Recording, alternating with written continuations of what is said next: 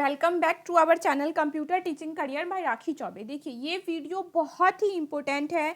ये हमारे एग्ज़ाम के लिए सिर्फ और सिर्फ स्पेशली ये एक सिलेबस बनाया है मैंने बिल्कुल समराइज करके, क्योंकि अभी भी जो बहुत सारे कैंडिडेट हैं ना वो कंफ्यूज हैं। मैंने एनालाइज किया बहुत, जब आप लोग के इतने सारे कमेंट आते हैं, मेल आते हैं, हम लोग कंफ्यूज हैं कि एग्जैक्टली हमें क्या पढ़ना है और कहाँ से पढ़ना है। अभी ये टाइम नहीं है कि हम लोग अपना टाइम वेस्ट करें सिर्फ इस चीज़ को एनालाइज करने में कि हमें क्या पढ़ना है और फिर कहाँ से पढ़ना है। ठीक है, तो ये एक समराइज्ड सिलेबस है।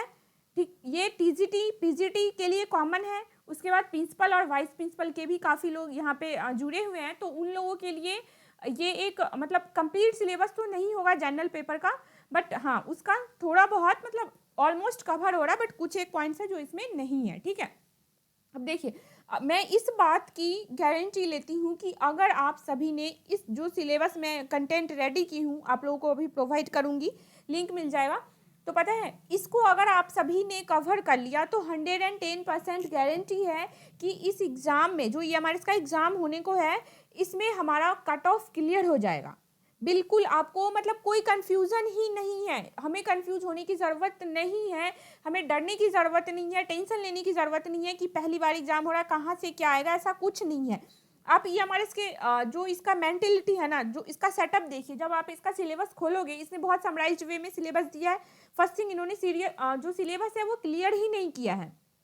तो जो इसका समराइज्ड वे में सिलेबस है, अगर आप उसको एनालाइज करो तो इसने क्या किया है, सबसे पहले इसने अपना एक स्टैंडर्ड मेंटेन किया। डेफिनेटली जब से इसकी वैकेंसी आई, इसने अपने वैकेंसी में भी एक स्टैंडर्ड मेंटेन किया हुआ था। वो कोविड की वजह से कहीं ना कहीं थोड़ा बहुत डिले हो रहा है, पर ठीक है। पेपर की बात करते हैं। अभी पेपर में क्या है कि इसका फिक्स है। इन्होंने जो अभी न्यू एजुकेशनल पॉलिसी आया है, इसने उसको भी कवर किया है।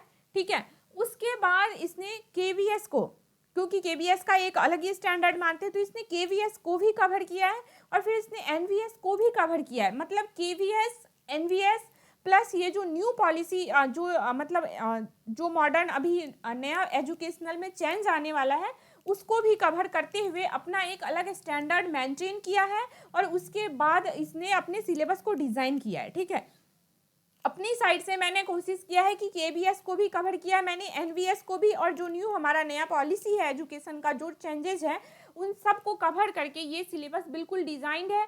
इसमें 1% भी आपको कुछ आगे नहीं पढ़ने की ज़रूरत है। इससे ज़्यादा जो है इस सिलेबस के सिर्फ बेसिक को आपको कवर करना है। अगर हम लोग इस जो ये पीडीएफ है इसका बेसिक अगर हम लोग करते हैं कवर, तो जनरल पेपर में जितने का भी आपका जनरल पेपर है, गारंटी है इस बात की 90%, 90 to 95% मार्क्स स्कोर हमारे आएंगे ही आएंगे। और इसके जो सिलेबस पार्ट है टीजीटी और पीजीटी के, उसका भी पीडीएफ मिल जाएगा आप लोगों को, उसको देख लीजिए। अगर किसी सब्जेक्ट का उसमें मिस हो गया हो तो मुझे कमेंट करके बता दीजिएगा, वो भी मिल जाएगा। ठीक है, अब एक बार इस सिलेबस की बात कर लेते हैं, देख लेते हैं।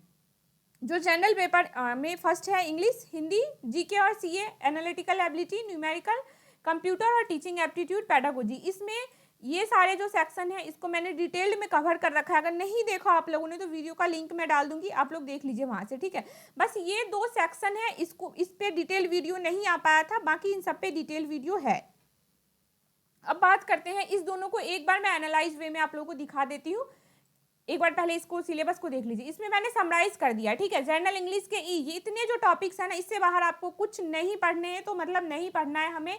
हिंदी के भी मैंने यहाँ पे सारे टॉपिक्स केवीएस और एनवीएस दोनों को मिक्स करके है। इसके स्टैंडर्ड को समझिए, इसने क्या किया है, केवीएस के सिलेबस को उठाया है, केवीएस के पीजीटी को जनरली इसने एज अ टीजीटी के लिए भी यहाँ पे, ये हमारे इसका जो टीजीटी है उसमें इसने केवीएस के पीजीटी को भी फॉलो किया है।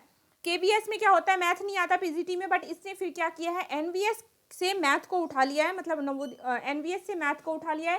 केबीएस से प्रॉपर एज इट इज जैसा पीजीटी का उसका कैरिकुलम डिजाइन है उसको इसने उठाया है, उस सिलेबस को। और फिर न्यू एनईपी जो है इसने इसके अंदर क्या कहते हैं, पेडागोजी के अंदर, पेडागोजी में सबसे ज़्यादा लोग कंफ्यूज हैं। देखिए ये जो पेपर है ना, ये सिलेबस है, ये कहीं किसी के घर में नहीं बनता, टॉपिक्स घर में नहीं बनाते टीचर, इनके पास भी एक ही सोर्स है गूगल, और हमारे पास भी एक ही सोर्स है गूगल। तो उस गूगल का वो जितना एनालाइज कर सकते हैं करेंगे अपनी एंड पे, बट हम लोग जितना एनालाइज कर सकते हैं उतना एनालाइज करके अपना बेस्ट करते हैं। डर के क्यों बैठना या फिर टेंशन में नहीं रहना है, सिर्फ और सिर्फ जितना उसको एनालाइज कर सकते हैं करते हैं, अपना बेस्ट देते हैं, डेफिनेटली रिजल्ट भी हमारा अच्छा ही आएगा, इससे ज़्यादा हमें कुछ सोचना ही नहीं है, ठीक है। इसमें एनईपी का मैं 2 डिटेल वीडियो आप लोगों को दे चुकी हूँ थ्योरी के लिए। एक सिर्फ मुझे उसमें थोड़ा बहुत और काम करना है, मैं नई चीज़ों को मैनेज कर पाई, इसलिए थोड़ा धीरे आप लोगों के पास वीडियो आ रहा है। जो फुल फॉर्म्स हैं उसके कुछ एक डेट्स हैं और जो भी होंगे एक और डिटेल्ड आप लोगों को मिल जाएगा। फिर उसके बाद मैं पर्सनली एनईपी का जितना भी पीडीएफ में जितना कंटेंट है वो सारा एक पीडीएफ प्रोवाइड कर दूंगी एनईपी के लिए। कोई टेंशन लेने की आप लोगों को ज़रूरत नहीं है, कुछ भी नहीं, एक पीडीएफ में हर एक डिटेल्ड मिल जाएगा। बाकी क्वेश्चन तो मैं यहाँ पे प्रैक्टिस करवाती हूँ, ठीक है। ये हमारा पार्ट कवर हो जाएगा। बाकी जो ये इसका ना ये पीजीटी है, केवीएस का पीजीटी है, बाकी और कुछ नहीं है। मैंने एक टॉपिक मिला के देखा है, इसलिए आपको टेंशन लेने की ज़रूरत नहीं, ये भी कवर हो जाएगा। थ्योरी आप लोग प्लीज़ पीजीटी के केवीएस का पीजीटी पेडागोजी टीचिंग एप्टीट्यूड के लिए आप फॉलो कर सकते हैं वहाँ से। बाकी इसके जो एमसीक्यूज हैं वो मैं ज़्यादा से ज़्यादा कोशिश करूँगी इसके प्रैक्टिस करवाने की, ओके, क्योंकि फिर इतना टाइम नहीं है कि सारे एक थ्योरी कवर हो पाएंगे। थ्योरी को आप लोग उससे कवर कीजिए। बाकी एक सबसे बेस्ट तरीका ये है कि एक बुक कॉमन होना चाहिए हमारे पास, क्योंकि बुक का एक होना ज़रूरी होता है। ऑनलाइन हम चीज़ें कितनी भी पढ़ ले, एटलीस्ट एक थ्योरी की बुक हमारे पास होनी चाहिए जहाँ से हमारा कॉन्सेप्ट क्लियर हो। फिर ऑनलाइन हम लोग क्वेश्चन जितना मर्जी उतना प्रैक्टिस कर लें। इस वीडियो के बाद अभी मैं उस पर नहीं काम कर पाई हूँ, ये डिज़ाइन कर रही थी। अब जस्ट सारी चीज़ें एनालाइज करने के बाद अभी जो बुक्स है हमारे लिए, जो बेस्ट बुक्स रहेगा, अगर उसका पीडीएफ मिल गया ऑनलाइन तो हमें बुक खरीदने की ज़रूरत ही नहीं है, मैं वो पीडीएफ दे दूँगी। और अगर बुक नहीं मिल पाता है हमें सारे बुक्स के पीडीएफ, तो हम लोग फिर परचेज कर लेंगे। ज़्यादा महंगी कोई इसकी बुक्स नहीं आती, 20-30 रुपये या 50 रुपये ऐसी कुछ मतलब बुक्स आती है जनरल पेपर की, तो वैसी कुछ बुक्स हम लोग ऑनलाइन परचेज कर लेंगे और फिर उसको प्रेफर करेंगे, ठीक है।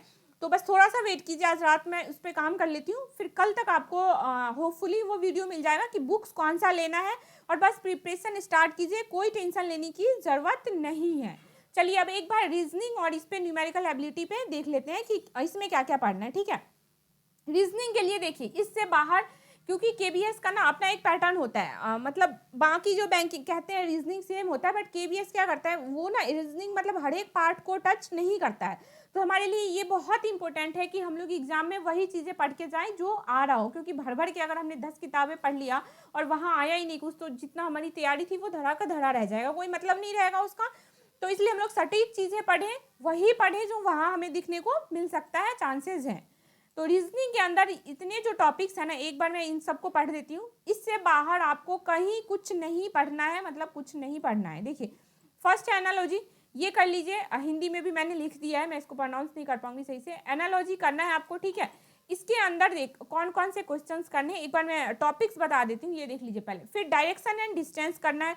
ये एनालॉजी से केवीएस का अगर आप किसी भी साल का पेपर उठा के देखोगे ना, किसी भी ईयर का, एनालॉजी ऐसा टॉपिक है जो आप क्वेश्चन मिस नहीं कर सकते। मतलब डेफिनेटली हर बार यहाँ से क्वेश्चन आपको दिखने को मिलेगा ही।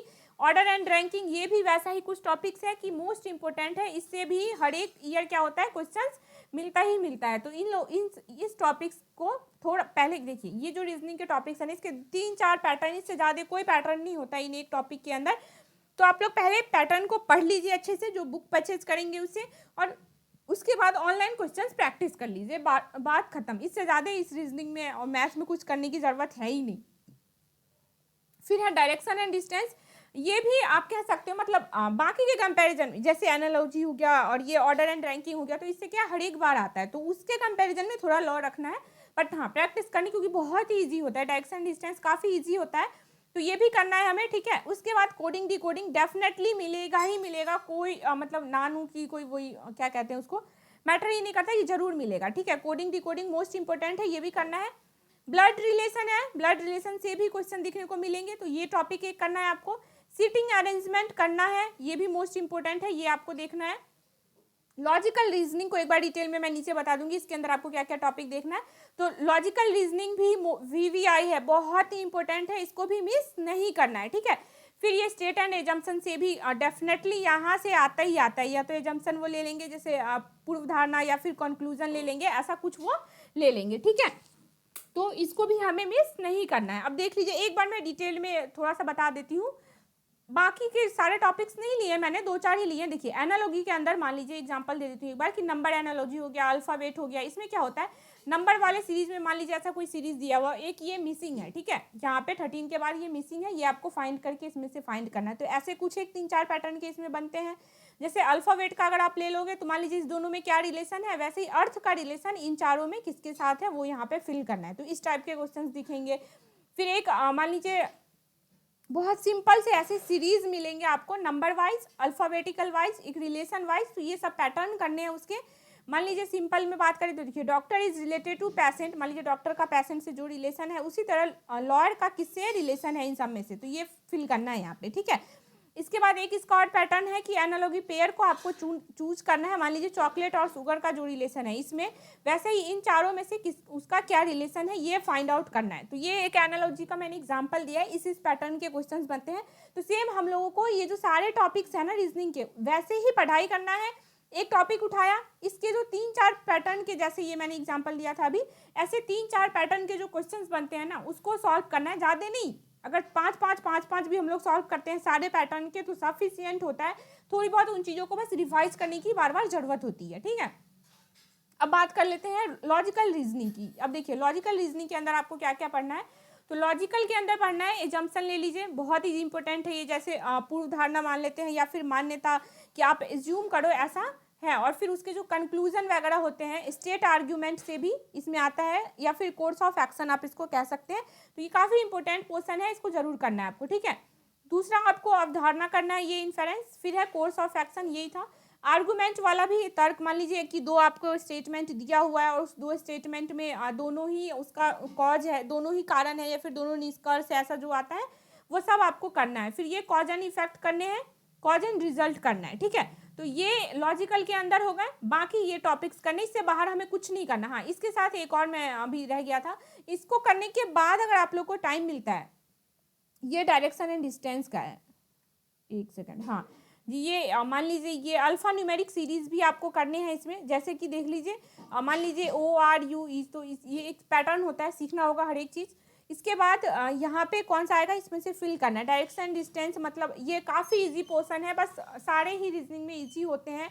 बस हमें 1-2 बार उसके पैटर्न को अच्छे से, बस एक बार खुद का प्रॉपर नोट्स बनाइए, उसमें सारे ट्रिक लिख लीजिए, और बस उस ट्रिक को आप ऑलमोस्ट 1 वीक 15 डेज बाद देखते रहिए, कभी रीजनिंग नहीं भूलोगे, इतना ईजी होता है ये। ऐसे क्वेश्चंस आ जाएंगे आपको डायरेक्शन एंड डिस्टेंस से, ठीक है। इसके बाद अगर आपको टाइम मिलता है, क्योंकि कैलेंडर क्या है, टाइम टेकिंग है, कैलेंडर के बहुत सारे पैटर्न होते हैं और ये टाइम टेकिंग होता है, टाइम कंज्यूमिंग होता है। तो आप कैलेंडर को लास्ट में करना, क्योंकि मैंने देखे हैं KBS में कम है, कैलेंडर से क्वेश्चंस कम है या फिर ना ही के बराबर है, तो आप इसको लास्ट में करना, बाकी सब कवर कर लेना। क्लॉक भी करने हैं, क्लॉक से ऐसे कुछ की लाइक ये डायरेक्शन एंड डिस्टेंस में क्लॉक से आ जाएगा कि इतने जो टाइम है उसके बीच में क्या एंगल बन रहा है, या फिर उस इतने बजे वो किस डायरेक्शन में होगा इतनी देर बाद, तो वैसा कुछ क्लॉक से भी आपको कवर करना है, ओके। इसके बाद बात करते हैं हम लोग किसकी, नंबर, ये न्यूमेरिकल एबिलिटी की। इसके अंदर आपको कौन कौन सा टॉपिक करके देखना है वो देखिए। नंबर सिस्टम करना है, डेसिमल एंड फ्रैक्शन करना है, प्रॉफिट एंड लॉस करना है, प्रॉब्लम्स ऑन एजेस, ये मैथ के कुछ एक टॉपिक्स हैं। जब आप लोग मैथ पढ़ोगे तो इसके डेफिनेटली थोड़े बहुत क्वेश्चंस, और हमेशा हमें बेसिक ही करने, कोई बहुत हाई लेवल का मैथ वहाँ पे नहीं आएगा, तो हमें सारे बेसिक्स ही करने हैं।